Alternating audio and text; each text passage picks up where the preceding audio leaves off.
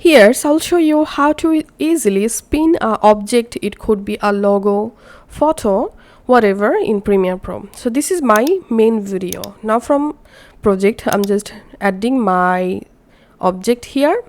Then you can adjust your object duration.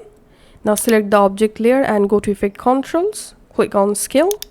And here you can make the object large or small. And select motion, and you can change your object location just like this. And now you have to move the playhead at the start of your object, and then select here rotation and enable keyframes. And here make sure to select 0 and then move the playhead at the end of your object, and then rotation value give here 1x, or you can add 2x, 3x, 4x, whatever you want. Press enter. Now let's play our timeline.